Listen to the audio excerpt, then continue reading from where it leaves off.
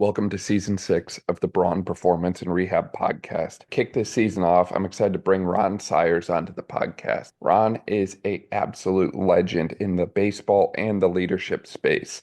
Today, Ron and I dive into what it means to be a leader in the sports world. Whether you're in sports performance, sports rehab, you're a coach, you're an athlete, it really does not matter what your title is. We talk about very actionable things in relation to what it means to be a leader, what it means to lead, if you need a title to lead. We just dive into so much great stuff and great information that I think will benefit anyone in this space. If you're not already following Ron, I highly recommend you check out all of the great info and insights that he's sharing on a weekly basis. Episodes like this are made possible by our sponsors, ISOFIT and Oro Muscles.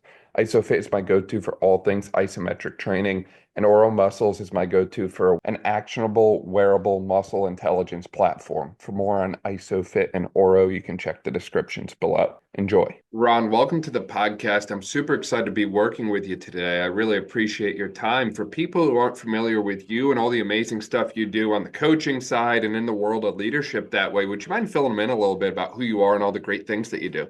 Well, I appreciate that. I always say this is that if you keep breathing long enough, you get to be the old guy, which is good because it's better to be the old guy, rather be the oldest guy in the gym than the youngest guy in the grave. So I'll take that. But this is my 36th year of teaching and coaching. I was a public school history and physical education teacher, basketball and baseball coach at the high school level, and I did that for 16 years. And I have now been in the institution of higher education at Salisbury, still coaching. I'm the associate head baseball coach here, and I'm a full professor in the Department of Secondary and Physical Education. So still going strong. I teach classes, undergraduate classes in leadership. No surprise here, I'm our athletic coaching minor director. I teach classes, our master's program, and also teach doctoral level classes in organizational leadership, organizational theory. Still doing the coaching aspect, love coaching. We'll actually start practice here for the spring in about 5.5 weeks for the spring season. And I also have a LLC, a consulting firm, Ascendant Global Leadership, that my co-partner Greg Allen and I have been doing for the past 10 years, where we work with all types of organizations to augment their own leadership skills and behaviors so that they can be the best versions of themselves, so they can impact those particular individuals that they follow. So I kind of wear a couple different hats metaphorically during the day. Yeah, I can see that. And that was something our good friend Scott had kind of tipped me off about you in the past, was he was like, look, this guy does everything, but it all overlaps, right?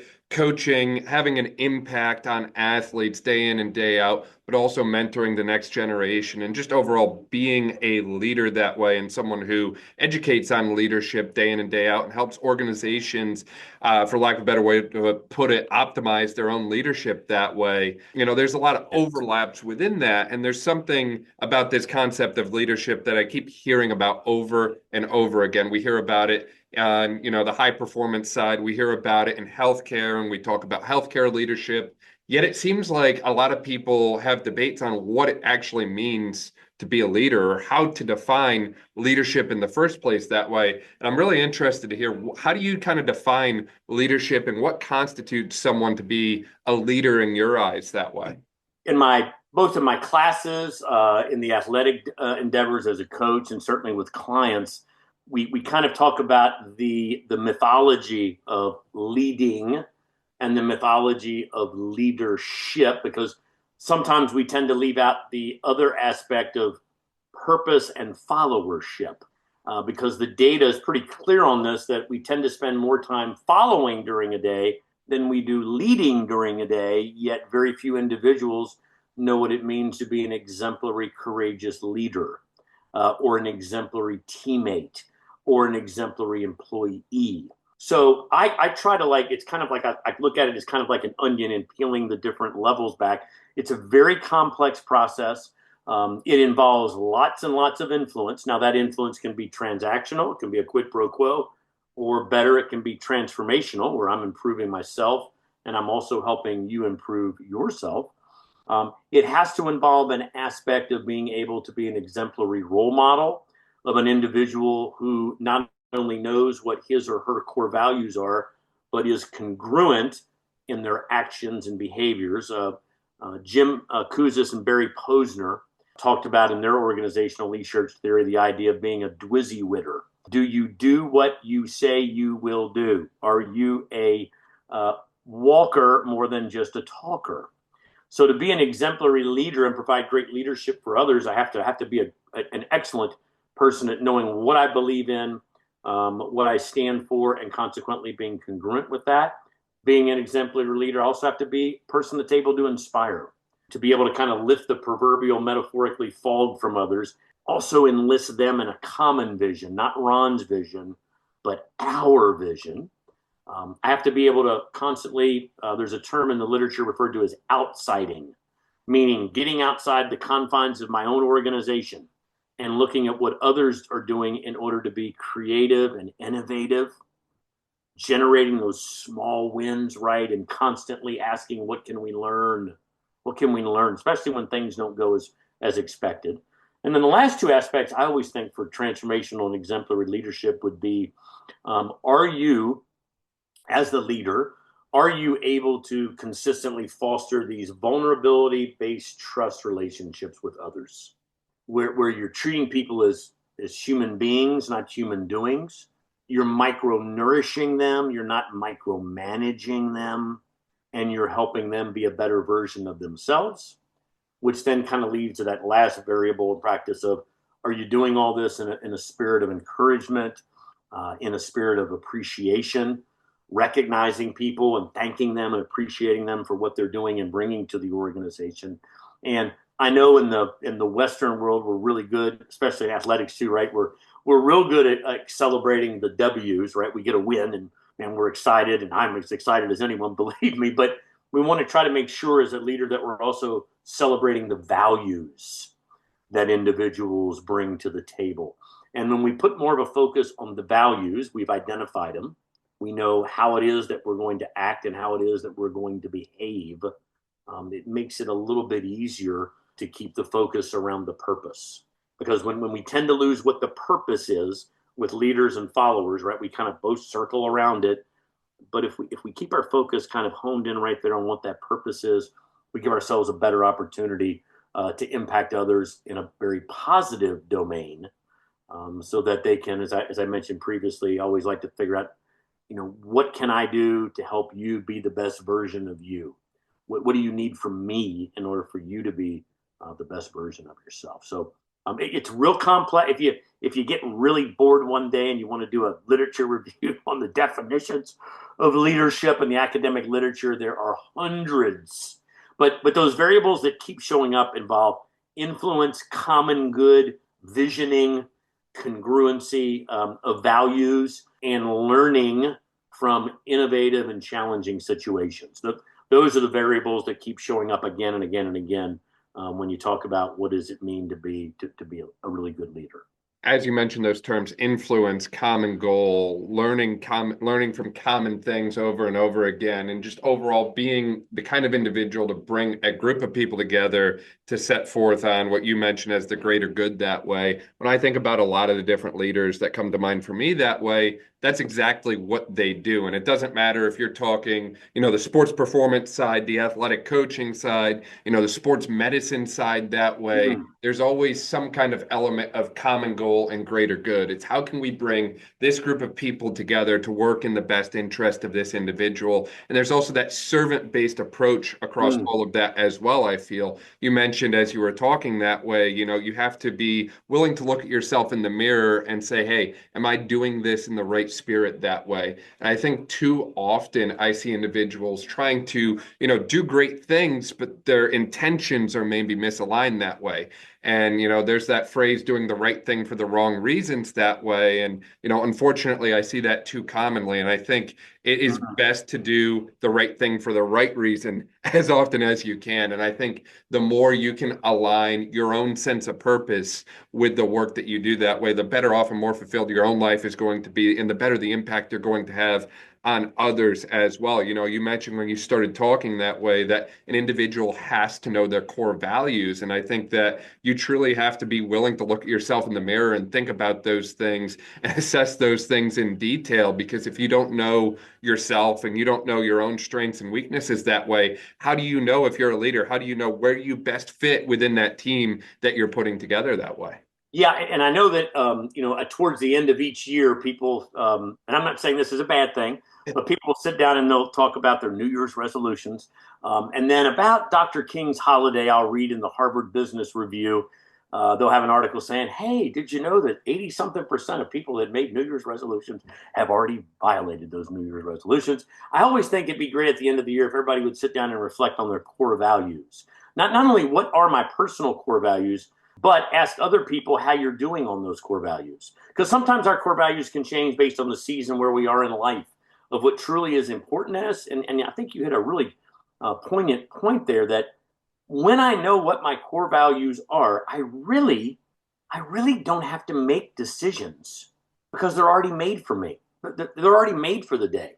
I don't have to sit down and ponder and think and say, wait a minute, I don't have enough bandwidth for that. Or maybe get emotionally intoxicated and make a bad decision because I really don't have anything to anchor me.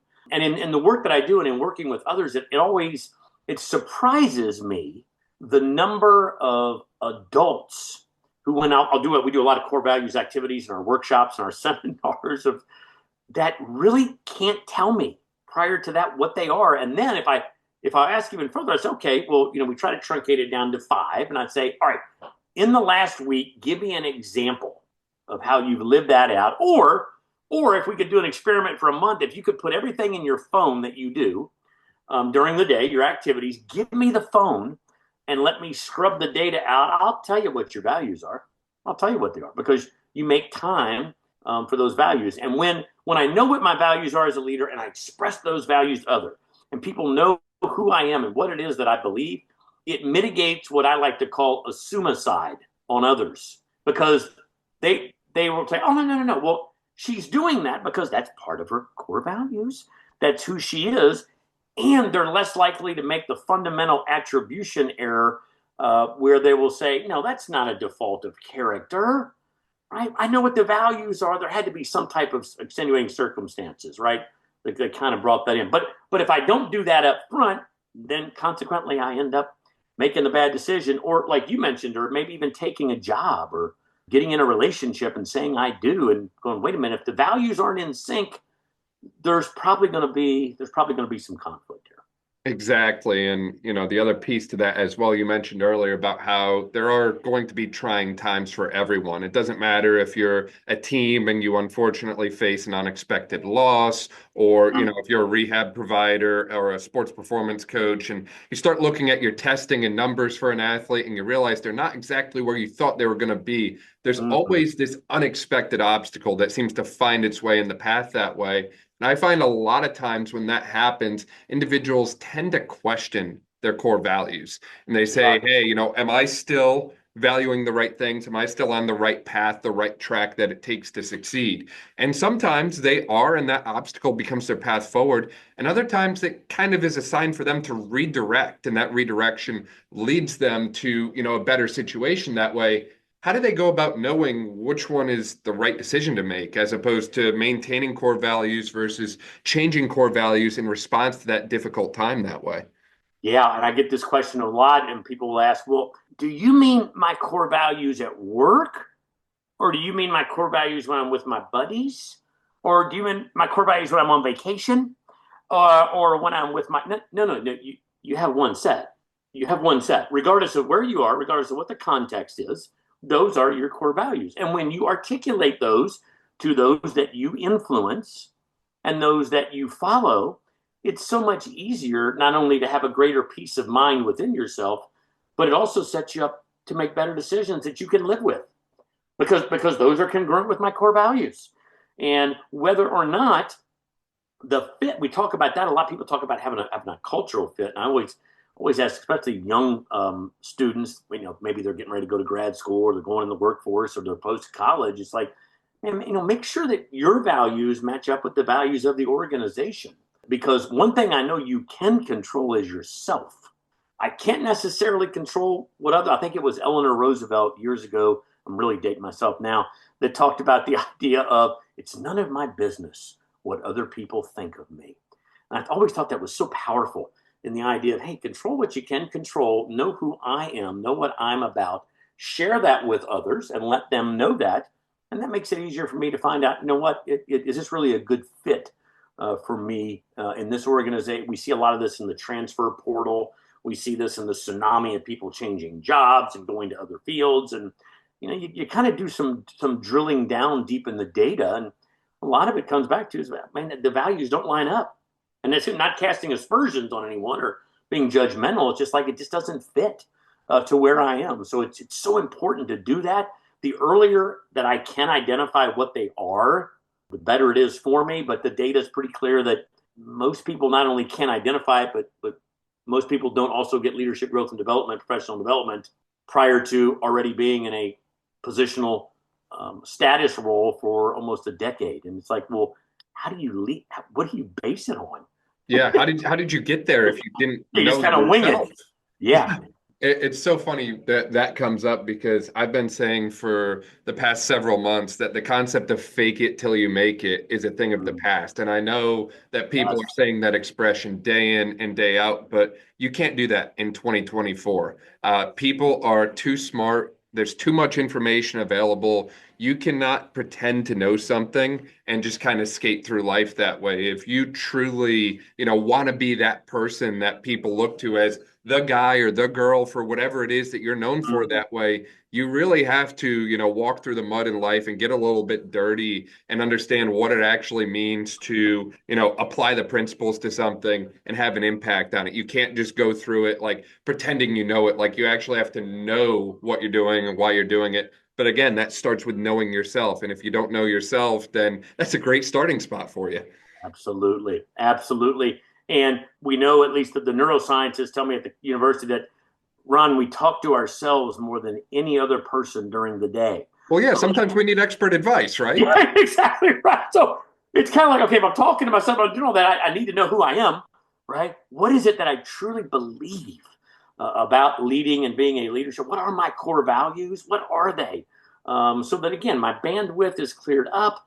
I can have a greater peace of mind, feel better about myself and what I do, and not bring on unwarranted anxiety, right? That I really don't need.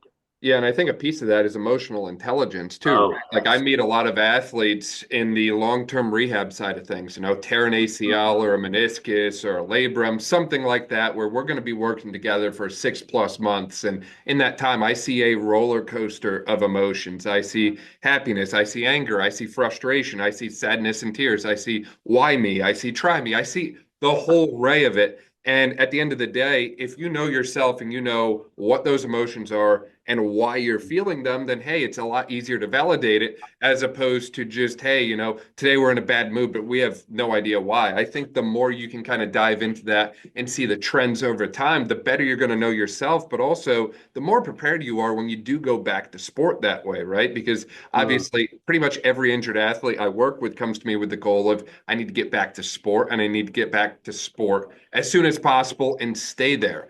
So if our goal is get back to sport, if we can work on some of those other mental soft skills, if you will, during that time and bring those out, then hopefully that makes your return a lot better. I think some of those kind of other skills that are not necessarily seen in physical qualities are very overlooked when it comes to that conversation of just getting an athlete back to sport and their success within sport that way. Obviously, on the baseball side, if you've got someone who's got the yips that way, it can be really hard to kind of break them out of that. And it's like, if we just did a little bit of work beforehand, maybe we could have prevented this whole situation from happening. Yeah, and boy, you really tapped into a big part there of the mental performance aspect of athletics, and being emotionally stable, not getting emotionally intoxicated.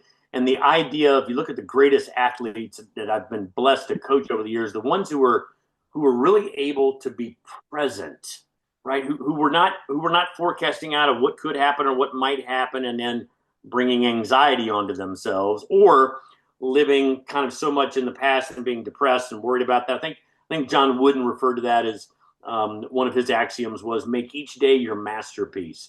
And the way that you can make each day your masterpiece is not focus on what's coming and not focus on what happened if we can't do anything about it, but stay present, stay grounded, stay where your feet are, and really be present. And it sounds so simple, but for some individuals, unless we practice those skills, right? Whether it's, making sure that our breathing is under control, making sure that we are, controlling what we can control. And as you mentioned, hey, realizing what that grief process can be like. If we do get injured or we are hurt, and to go through that and those normal kind of emotions there, I think, well, that makes not only for a better student athlete, but it makes for a better human being who then is able to provide that stability and that groundedness to then be a great role model for others within the team, within the organization. Yeah, that is huge. I've always said this. There's certain things they teach you in college that I love, and then there's others that I think I would love to, what you really are going to need that may not be what you got. But emotional intelligence, I see a lot here in the past decade of organizations valuing that more than they're valuing IQ. Right? I would rather have you have the high EQ than the IQ. The IQ, so I can teach you maybe some of the skills and how we do things. But man, working on that EQ, that's hard. That takes a really deep dive and a real commitment there, so that you are a person that is able to micro-nourish others, not micromanage others, that can treat people as human beings and not human doings, and then can really make a difference for other people. That's really so crucial. And I'd imagine that process is ever evolving and never really ends, right? Because just like we mentioned earlier, people change, new situations come up. So it's this constant, ever evolving process of understanding the emotional intelligence side of things. It's not like, well, I read this book, I'm good now. It's like, hey, look, we have to stay on top of this long term that way. And you're right. It sounds simple, but yeah, it's so difficult to actually do. And I think that, a lot of things that we've talked about in theory sound simple, right? Really, if you have a clear, definite, practical goal or objective you want to work through, if you have the necessary means to achieve the goals, you do the work and adjust all your means to the end, then, hey, you've done it, boxes checked, good to go. Yet for some reason, it seems like we have a tendency to overcomplicate this world and look everywhere else instead of just the simple answer that's staring us straight in the face. Absolutely. We talk all the time about, looking in the mirror with our student athletes, right? Okay, take a look in the mirror and let's start with that person, because I can pretty much control Ron's behavior.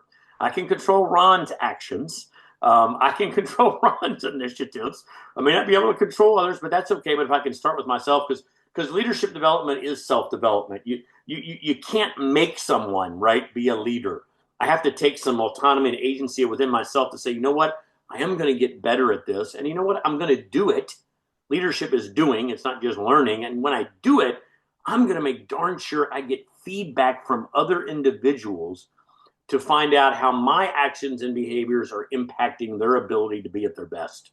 I'm going to constantly seek that feedback. And then, as you mentioned, I'm going to sit down and do deeper. We learned, Thomas Dewey told us this back again, I'm dating myself here again, way back in the 1920s, we learn best from critically reflecting on our experiences, not having an experience. So if we don't take the time to sit back and say, all right, what worked, what didn't work, what do I need to continue doing? What do I maybe need to stop doing?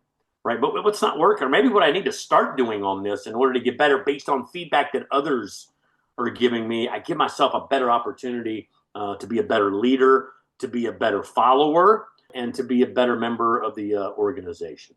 Yeah, I think you brought up so many amazing points there. I mean, first off, the feedback from others is definitely essential that way. So much so that there's actually been a number of different research studies put out showing that the more you involve others in your endeavors, the more successful you are in achieving them. I think it was 2015, Gail Matthews did a study looking at a little over 100 participants, and they were looking at, goals that way. And they had some groups just think about their goals and other individuals write down their goals, develop step-by-step plan to achieve, then send them to a friend to keep them accountable and so on that way. And there was like a 77 or something ridiculous like that % difference in those that actually took the extra steps and got other people involved in actually achieving what they set out to. So obviously, surrounding yourself with the right individuals can be really transformative that way. But again, I think the term the right individuals speaks volumes there. How do you know who to surround yourself with? who really is going to help like push your own needle forward a little bit more and kind of, raise the tides for all the ships in the water, if you will, as opposed to someone who might have, other interests in mind that way. Because while I like to think that, everyone is in it for the greater good, unfortunately, I've met a couple people who have ulterior motives that way. So how do you kind of go about, that personal litmus test of who you let within that inner circle, if you will? Yeah, boy, that we talk all the time with our student athletes of being, boy, you hit a great point. Choose really wisely your personal board of directors, right? Because these we all have them. Some of them get paid, some don't get paid, but they're there, right? Because we know that, hey, if I'm gonna want to train or I'm gonna want to put in extra time here, well, training is hard to do. So losing is hard too. So make sure in your personal board of directors, choose your heart of what you want. The idea of leadership is hard to do sometimes. It's hard to tell people what they need to hear, not what they want to hear, but chaos is hard too. Choose your heart wisely. Being an individual, studying, putting in the extra time and effort is hard, but so is being ineligible. That's hard on you too, man. So choose your heart wisely. And success, as you mentioned there, Dr. Wade Gilbert up at Montclair State University always talks about that success always leaves clues. Man, I love that. Success is never easy, but you can choose your heart, so choose wisely. So whoever those individuals are that you're putting in that inner circle that you're hanging around with, make sure that those individuals also either have the same core values that you do and are congruent with those core values, and make sure that they're a little bit better at certain things than you are. So if my EQ, emotional intelligence, is a little bit lower, let's hang around some people that's EQ is better than mine. If it's something in the weight room, whatever, I want to get a little bit bigger and stronger and fat. Okay, I'm going to hang around some people that are a little bit bigger, faster, and stronger. Going to push me beyond. I think, by gosh, we talked about that zone of proximal development, right? Just push me a little bit farther with that to get some coaching up, so that together the group can be successful. As opposed to, I don't want to always be the biggest fish in the smallest pond, to where I'm not challenging myself. I seem to be the one that has all the answers. Then I become an echo chamber that goes around and around, and I'm really not growing. So we talk to our guys a lot about, choose wisely, choose your heart wisely, choose your personal board of directors wisely, and make sure you're challenging yourself. Make sure, because we're going to learn best when we fail early, fail often, and then sit back and reflect. I think that's a great point you bring up there. Many times young adults and maybe even some older adults, I don't know if they really do take the time to sit down and say, who is in my circle here? And who's adding value to the circle? Am I adding value to them? Or is it just an echo chamber that nobody's really adding value to anyone? Or are we choosing the wrong hard? And then consequently, we tend to go down the wrong path there. And boy, that's hard too, especially when you're really young. And I know the neuroscientists always tell me on campus that, well, Ron, until you're 25, you don't have your prefrontal cortex fully developed. And if it's not fully developed, it's kind of hard to make long-term decisions and long-term consequences. And I realized that, but I tell our student athletes, I was like, well, we know that by law. I said, but we're not going to make an excuse. Coach, man, no prefrontal. I just made a bad non-prefrontal last night. Okay, we don't want to use that as an excuse, but try to be proactive on this at the beginning. And we've been very, very blessed at the university with the baseball guys that we have who do a really, really good job of making sure they have a good circle, making sure they are challenging themselves, making sure they take ownership. All of our core values on our teams, our standards, our pillars, those are all internally generated by our student athletes. Those are not generated by Coach Siers and Coach Brown. They're generated by our student athletes so that they feel a part of it, because I don't ever want them to ever tell me that they have to buy into anything. When you buy in, you become compliant. When you want to be in because you believe in the values and the mission and the vision, then you become compelled. And man, when you are compelled, holy mackerel, then you give yourself an opportunity to achieve those extraordinary results. And it's not easy. It's really hard to do, especially when you're a young adult.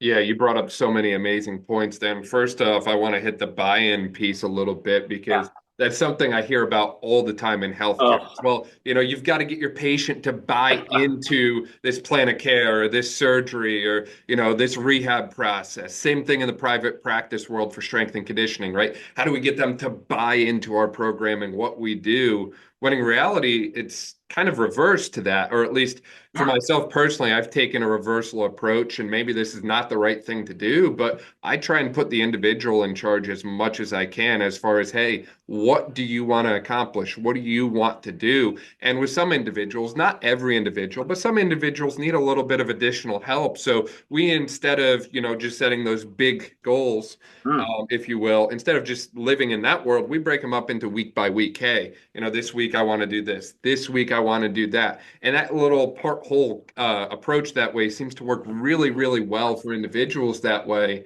And I've never had to worry about that concept of quote unquote buy in, if you will, because the individual's in charge. And, on Mm. that note as well, there's a lot of other individuals that do what both of us do out there, right? You probably get recruits on campus that are probably Yes. looking at other colleges and universities. Yes. There's other PTs around here. There's other strength coaches around. There's a lot of other people that do the exact same things that we do. Guess what? If our values don't align, like we talked about earlier, maybe this is not the place for you. And I'm not going to sell myself like a, used car salesman out here, try and get you to buy into what I'm doing if our Mm. values don't align. At the end of the day, as we talked about earlier, it's all about what is best for the person that we're Mm. working with and what is best for that person. And I think part of leadership that we haven't hit on yet is sometimes we are not the best for that person that's in front of us. And it's, being open and honest with yourself and knowing when you are the person for them, but also when it's your time to step back and say, hey, look, I'm here if you need anything, but someone else is going to captain this ship, and I'm perfectly okay with that as long as you get to the destination that you're set forth to. Yeah, boy, I love the way you put that there. That's so critical. I've never, when we'll bring student athletes here, high skill set, obviously recruiting, we don't ever mention we want you to buy into what. No, no, no, no. We have an ideal high standard that we aspire to. We have a unique identity that's going to. We're not saying that we're the best or we're not. I'm just saying this is our identity. We're going to give you that mental image there in your brain of what it is that we do and how it is that we do it. That's going to be the benefit of all of us for the common good, so that you look at that, like you said, I love it, so that you are intrinsically motivated. So, oh man, I want to be in that. That is me. Absolutely, I want to be a part. That's what I'm going to do. Because then we get the compelled part. I love what you said there too about breaking that down. We'll do the same thing, like segmenting goals down in increments of days or months or reps or keeping metrics on that. Let's just focus on this here. And then maybe that metric changes or maybe that goal changes on that. But you have the agency and you have the power to do it because you've micro-nourished them, you've empowered them to be that intrinsically motivated individual. And you're right. Sometimes people may come in to the organization and say, well, nah, that's not really what I'm looking for. That's okay. Better to know it up front. That's great. We'll wish you the best of luck and then we'll move on, than having you invest time and energy and resources and finances and then realize, I think about that with all the kids in the portal, thousands and thousands and thousands of students. Some of it, hey, something happened at home. I need to be closer to my family. Many times, though, no, wait a minute. These values don't align. The division does not align here. This is when you may have known that up front, but you maybe have been allured with something other shiny or something else over there that you thought was a part of it. And sometimes you have to experience that to go through it. But yeah, you're right, man. The ones that want to be in because they believe in the mission, the vision, and the values are going to be the ones that are going to not only give you more discretionary time and energy, but they're going to improve themselves more because they own it. It's Yeah. what they want to do.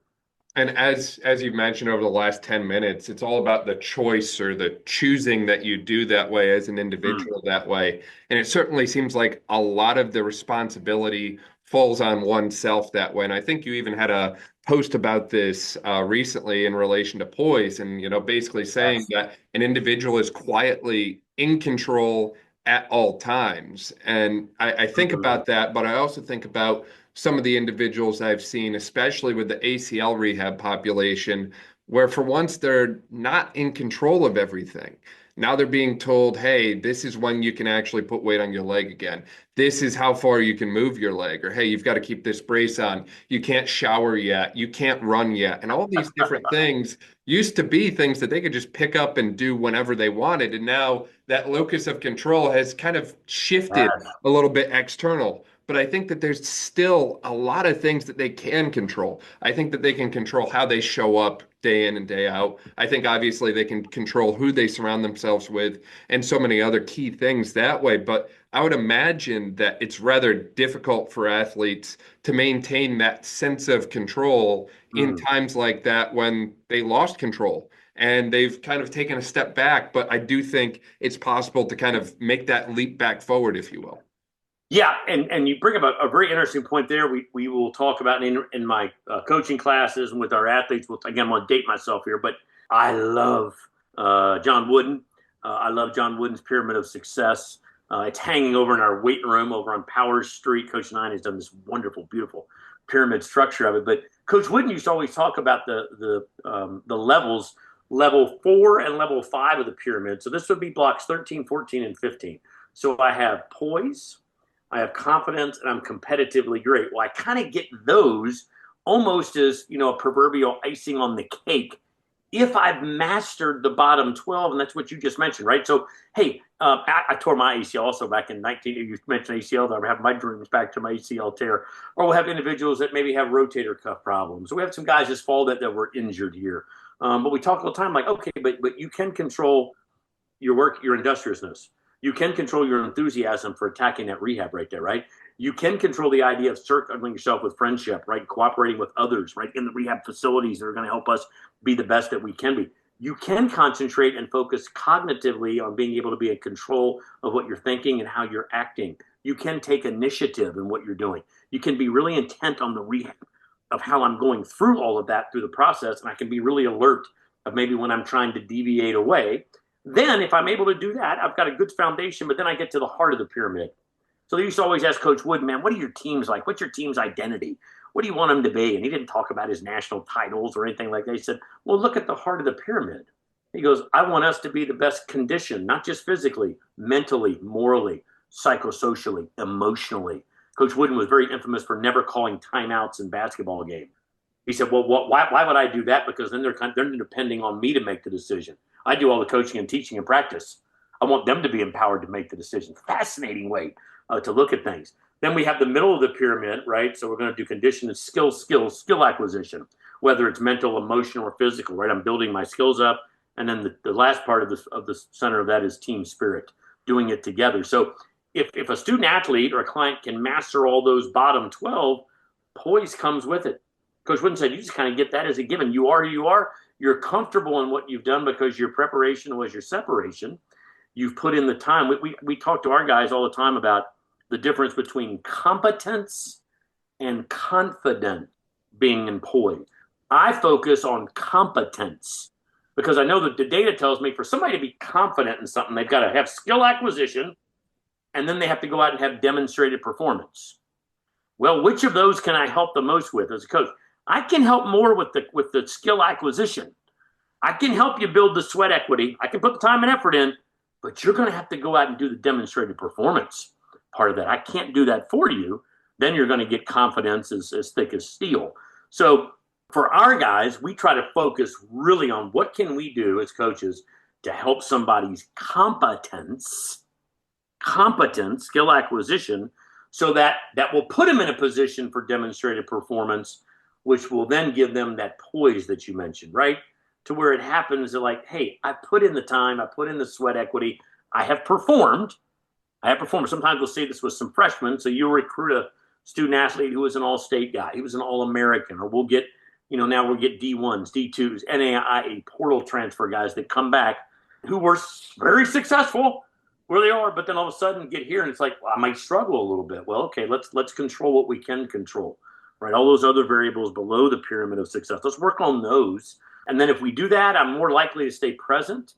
And I'm also more likely to, when the situation arises, like you said, to have the poise to be able to attack that. We've got a couple guys right now that had injuries in the fall that are going through it in the rehab there, and their mindset, present, be where they are, is really strong because they've done a really, really good job of working on that as opposed to worrying about things they can't control. I love what you said there, right? Hey, the locus of control shifted now. That's okay, but I can still control Ron, how I feel, how I think, how I act right now, attack this rehab at this moment, at this day. I'm going to be where my feet are. And if I do that enough, I'll get the compound interest, right? Stacking those positive days, man. And before you know it, I'm kind of back where we are. Easier for us as adults, older, that have kind of gone through the life experiences. Tougher sometimes, man, when you're that young student athlete. But again, that goes back to that leadership of looking and realizing, hey, I do trust you. I trust my circle. I love my circle. I love the people that I surround myself with and I'm a part of because I know they have my best interests at heart. Yeah, the competence versus confidence piece is really interesting to me as well, because you're right. We help gain skill or regain skill or improve skill that way. And the confidence tends to improve as a result of that. Hey, I've done this thing thousands of times now. I'm good. I feel ready to perform when I'm called that way. Yet I've been told, or I've heard from individuals in the past that they've been, called overconfident and they feel like, there's a mismatch between what they are putting up from a objective standpoint and what they subjectively feel. And we've seen this, a couple different times in the ACL world where, an athlete will look at me and tell me they're doing great. And then we do some objective testing and it's like, well, the numbers are a little bit behind. But we've also seen the flip side where, they come in and they're like, yeah, I don't know. I'm not feeling so good. And then they blow all the testing out of the water. And it's like, sometimes there can be that mismatch on the subjective and the objective that way as it relates to confidence that way. And I think that either way that falls, in my opinion, this could, be totally wrong. But in my opinion, I think it's trying to tell you something about the competency that you've attempted to build with that athlete.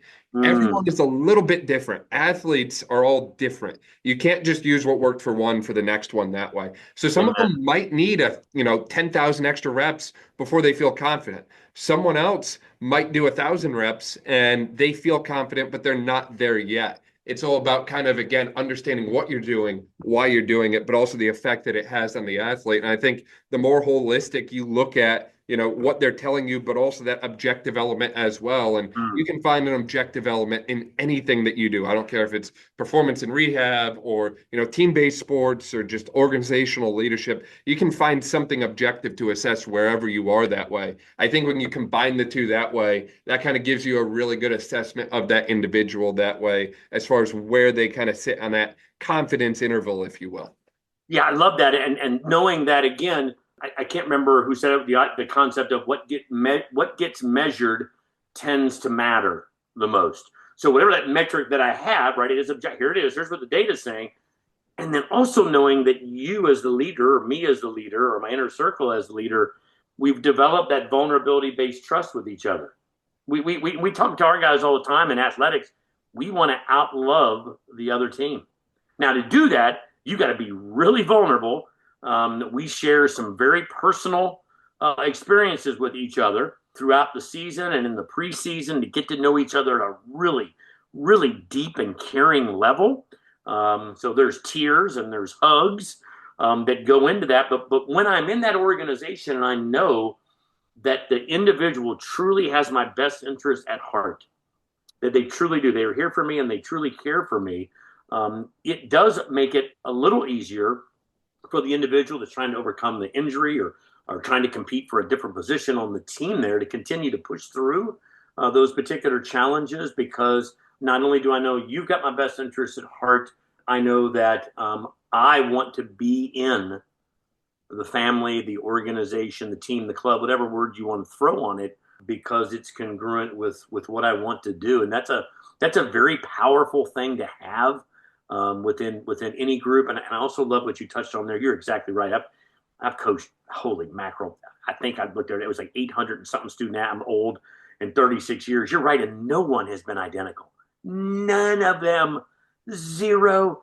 Right. We're all unique individuals and unique human beings. And the more that I get to know you, the more I know about you, the more I know that what it is that will inspire you. And again, I mentioned Dr. Wade, Rob Gilbert up at Montclair State, and his recent research. He's a sports psychologist, and he's looking at data that's finding that student athletes are telling people now that they want to be inspired more than they want to be informed. I'll kind of go back to what you mentioned at the beginning of this, right? I can get information. Holy man, I can get information everywhere of what to do, but I'm not getting as much inspiration or as much encouragement that I want. Motivation, intrinsic, extrinsic, that's kind of on you. I look at the inspirational part of that more. What can I do, right? To excite them, to have a higher purpose of why we're doing, to enlisting them in, to making them feel like they belong and that they matter, and to make darn sure that they know that, hey, your status on this team is identical to everybody else's. The role may be different, the role may shift, but your status as a member of this team is identical to everyone else. And when you're able to do all of that, man, I think you got a pretty good, robust leadership model and system in place that you can do some pretty unique and extraordinary things, like you had mentioned, because in both of our professions here, right, there are others that do the same thing we do. Other people, I tell a kid, hey, everybody else having practices, they're doing it, but are we doing something that's a little unique and a little bit more ideal, possibly, than someone else to try to get a little bit different results?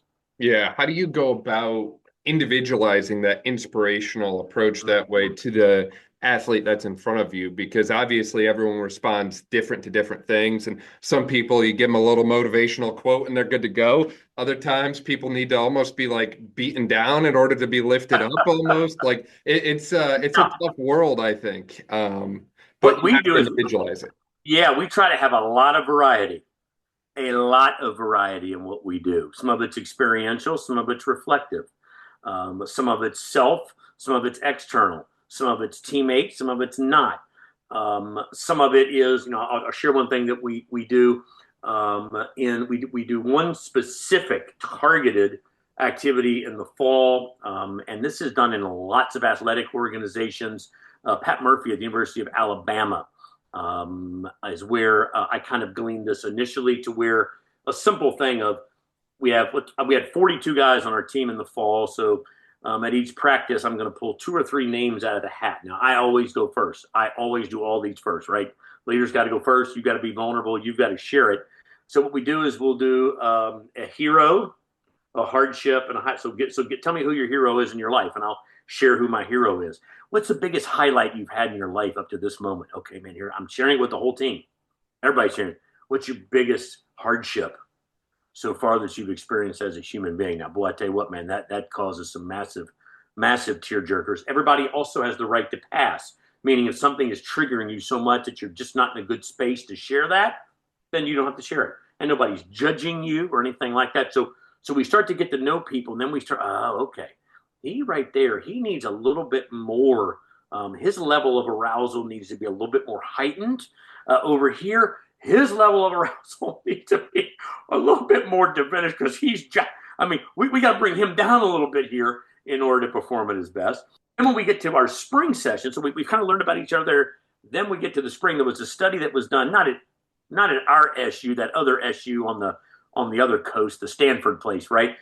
It was Aaron and Aaron, they're husband and wife team researchers, and they were trying to find out what really builds togetherness, cohesiveness, chemistry. Hear it all the time in athletics. Now, they were looking at this not in athletics, but for relationships and organizations.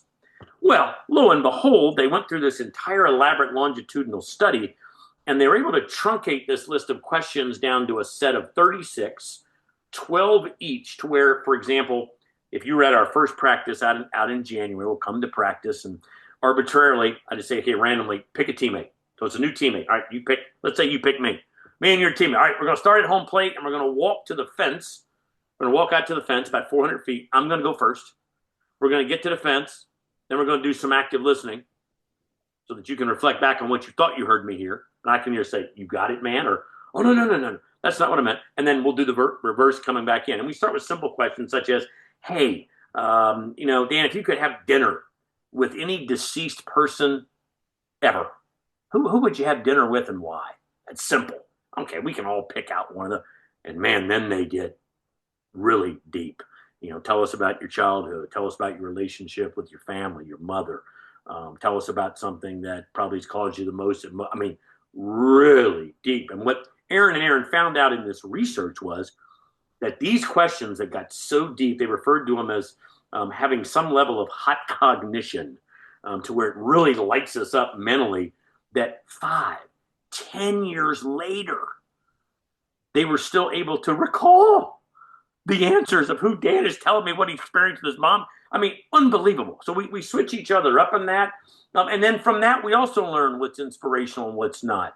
What somebody has gone through or someone's lost. I mean, some of our guys, man, my heart bleeds for them. They've lost family members at such a young age or, didn't have. And I was blessed beyond belief to have a quiet place to study. And my parents at 83 are still married and, doing that. Others that didn't have all that. So you really we find out, okay, what do they need? We talk about, hey, maybe John needs a little bit more loving up. I'm going to love them all, but man, he needs some really loving up here. He needs some more. I probably don't want to, as you said, maybe don't want to be as critical on that particular observation, that particular thing, because I know what he's struggling through. Or maybe somebody else on the other end who's going through and go, holy mackerel, that dude was born on third base beyond belief. And that dude has got more privilege than I've ever had in my life. And he's driving this $60,000 Beamer out here to here. Okay, maybe he's going to get a little bit more a little more motivation. So again, it's getting, you hit the nail on the head, I think, Dan, is getting to know them as human beings, because you're exactly right. Everybody is not getting inspired. Our goal is to get you at the optimal level of arousal for you to be at your personal best when we're training and when we're competing. Some need to come down, some need to go up, and some are kind of pretty good on where they are. And that takes a lot of emotional energy, takes a lot of time and effort up on the coaches and on the leaders. But as Coach Fleetwood from the football team used to always tell me, I coached with him for a number of years, used to always tell me, Coach Siers, you said you wanted to be one. You said you wanted to be one. So this kind of comes with it. And that's always hit with me like, yeah, you're right, man. Yeah, you're right. So really putting a lot of time and getting to know them, a simple concept, right? Getting to know you as a human being, not as a human doing, not as a batting average or a fielding percentage or an on-base percentage, but getting to know you as a human being, what truly does inspire you to be the best version of what you are. And then the last point I'd make on the two, Dan, is asking them as well, what do you need from me? What do you need from me today or this week to be at your best? I think I know. I've got my list together. I've got it ready. I'm ready to roll, but I'm not the one up there. I'm not the one going out there and competing in an elimination game in a super regional that's either going to take us to the World Series again or national championship again. I mean, what is it that you need from me for you to be at your personal best? So you build those relationships, you foster that together, man. And I mean, it's powerful of what you can accomplish. How many of your athletes look at you and say, this is the first time anyone has ever asked me what I need? Or this is the first time that anyone's ever asked me, like, to tell this story or tell about this, right? Like, I don't want to say 100%, but I'm going to say 99. Yeah. 99. Or wait a minute. You're asking me, I asked at least 4 or 5 times of practice. We will stop and we'll bring together and I'll say, okay, Dan, what did you learn? Or I may say, hey, Dan, you're a senior. Pick 3 freshmen on the team, ask them what they learned from that drill. Now, for our veteran, we do this all the time. It's part of our culture. For the freshmen, sometimes like, what? You're asking me, Coach? What did I learn? Okay, and then they will just it's an avalanche. I learned boom, boom, boom, boom, boom, boom, boom. I was like, okay, and because of that, what might you do differently? Boom, boom, boom, boom, boom. And then I will ask them all. I said, now where you were from at your last school or your last organization? Tell me, did you guys do this? Did you, Coach? We didn't do any of this. Coach, we did none of it. Now I'm not judging. It's like anything. I'm not judging anyone, but again, if you want to be unique and you want to be ideal, you got to do things differently than what others do. And then also when we get to the end, we'll do our exit interviews. Hey, what was most impactful? What wasn't most impactful? What helped us be the best versions of ourselves? So that again, when the ball stops rolling, as it does for all of us at some point, whether it's at 22 or at 34, it's going to stop rolling. The career is going to end. Okay, well then you can transfer these skills out there, man. Be the best spouse, be the best, dad, grandfather, employee, and you can add value to other people, man. So that you can look back on your athletic career. I hate it when people refer to jockocracy. I don't know if you get this or heard that, where people are, well, why are we playing sport? We don't need to be playing sports, and they're not going to make a living. Why are we putting money into that? When people express jockocracy to me, I always tell our student athletes, well, you better be able to come back and tell them, oh, but you have no idea what I'm learning from this. You have no idea that this is what I'm getting out of it, besides just a skill of having a good wrist and glove hinge to stay in the slot on a neutral ground ball at shortstop so that I can catch it, release it in under a 4.10 domain and get the guy back in the dugout. So it's those, always kind of thinking ahead to those post-athletic goals that we have. 100%. And I mean, that's why we have the conversations with athletes every week on the podcast, right? I realize no one is talking with the athletes. We're all in this space to work with athletes. And yet, stories like what you're telling me you do at Salisbury are unfortunately the minority. And it's not the standard. It's not the standard to have conversations with athletes and ask them what they need and ask them to tell their story and share that with people. So I think the more that we make that the standard, the better the space is going to be, because you're right. Some people will ask the question. They're like, well, I'm only playing, this D3 sport, or I'm in a JUCO and I'm doing this, or, I'm still playing travel ball in high school, but I don't really want to go to college. So what's the point anymore? And I think that sports in general teach you so many skills that you're not going to learn anywhere else. And you're only going to learn them by doing them, right? Like you only learn from the actions you take, not the actions that you just pass on because, it's too hard or it's too cold outside that day or whatever it is that way, Yes. right? Like you learn by doing. And I think the more that you do, the more you're going to learn. So I think the more we standardize that concept of conversations with athletes are the forefront and the centerpiece. That's why you do what you do. That's why I do what I do to work with athletes. So they have to be the focal point for us. But then on top of that, it's making sure that they recognize the situation that they have, the opportunities that they get, and also that every day is a new chance for them to make a most of those things, whether or not they're playing at the next level, whether or not, it's just D3 and they're not getting paid the same as, the pro guys. There's still so much to be learned and so many values that you can cultivate from your time in sport that way. And I think that the more you kind of nurture that early on, the better off everything else falls into place. And again, that falls into individual leadership, team, organization, everything. Yeah, and having that attitude of gratitude, again, the neuroscience really clear on, you can't be hateful and grateful, right, at the same time. On our Fridays, we have Appreciation Fridays, to where right prior to practice, we're all together. Now it's okay, everybody go over and grab theirs. Now again, the Gen Alphas and the Gen Zs that I'm working, they've all had their phone when they were 2. So that's a gift. So, hey, go get your cell phones. All right, bring your cell phone over here. And then the same thing, you got to walk to the fence and back.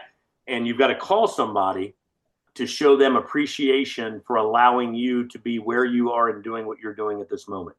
And what's been so impactful about that is that initially when I did this, I wanted them to feel a sense of gratitude and gratefulness of what they're getting to do. It's been amazing how many people I hear on the other end. On the other end, parents got to come out, Coach, that's just unbelievable, man. He called me the other day and I was crying. I couldn't stop crying for 10 minutes. That did that, and I'm thinking, well, wait. Okay, so it's impacting you. I was trying to impact the student athlete to let them feel grateful, but it was just as much grateful on the other end. Having that simple thing of just being grateful, man. Right? Just having an attitude of gratitude. I'm really grateful to get an opportunity to come out here and do this. And if it wasn't for this person, that person, and it's mom and aunt and grandparents, and all these individuals. And what's amazing is when I asked them, I said, do you get a lot of appreciation phone calls, or do you get a lot of thankfulness? They're usually like, no, not really. I wish I did, because it's so impactful for me. So that I hope, as you said, well, you took the words right out of my mouth there, Dan, the idea that these things here in the leadership development group, they will become the norm. It'll just be like, oh, this is what we do. This is who we become. And it's not adding something onto our plate. It's just what's already on. This is what we do. Our practice field becomes our playing field. We're not adding you to do more extra. No, it's just who you are. This is what you do as a person in that position of leadership. And if I do all that, it helps me it makes it easier to be a courageous follower, to where, sometimes Ira Shalev tells us, I got to speak up to the leadership. Hey, I don't know if this is the best thing I think this violates one of our core values. I think we might want to go this way. Okay. And then also sometimes you got to speak up for them. Hey, no, this is who we are. This is exactly what we need to do. So you got to be able to do both of those. And you're right. We don't get a lot of training or development in how to be that exemplary teammate or that exemplary leader. So hopefully what we're doing here, we're adding a little bit of that and adding some of that to our kids And we do the same thing with our clients that we work with, so we can add value to them, so that they can then add value to others. And again, hopefully down the line, we'll get that compound effect to where, again, might not be this, I call it, the big L and the little L, right? It might just be the little L on the leadership impact, but it's going to be an impact that hopefully they can take with them and utilize. Yeah, I completely agree, Ron. I think we've covered a lot of different concepts as it Yes, relates to sir. leadership within the sports space that way. And I feel like we could probably continue to talk about this until we're, really blue in the face that way. But do you have any kind of closing thoughts or closing remarks or anything that we missed as we were chatting today? The only thing that I would say to put in here is kind of like to make sure whether, again, whatever, there's no, I say this all the time. I've never met a leader that wasn't born, but that also wasn't made, right? So these leadership skills and behaviors are malleable, they're learnable, they're teachable. But when we are in that position to influence others, take a self audit and kind of think, man, who do I influence the most in my ordinary endeavors, in my job, in my role in life? Who do I influence the most? And if I can self-audit myself and say, am I being a good leader? Am I being a good source of inspiration? And am I being a good person that's encouraging the heart and loving them up? And I think if I can answer yes, yes, and yes to those on a consistent basis, you pretty much put yourself in a really good opportunity here to make a lasting impact. That people will not only remember, they'll be thankful for, but then they also will reciprocate that with others. So that would be kind of that way. If everybody can do that self-audit, I know we're kind of getting to the end of the year where we're going to do all these reflective things. I wish people would reflect as much on their leadership, growth, and development and their core values each year as they would on their New Year's resolutions. I love that. Yeah, if they would do that, I think we'd be in a better position. Yes, sir. Ron, for people who want to find out more about you, where can they find you at? Yes, sir. You can hit me up on the socials, Instagram, on X. Both are Ron Siers Jr. Pretty easy to find there. I'm on LinkedIn as well, and on Facebook. So Love that. you can hit me up on those. So, and you can also find me at SU on the website there as well. You look for the old guy with the top on. There he is. There's the old guy. He's still hanging in there, getting after it. We'll link to all of that in the description below. That way, if you didn't quite catch it, you can just click there. Ron, this is amazing. Awesome. Man. I really appreciate your time. Yes, sir. Thank you for having me.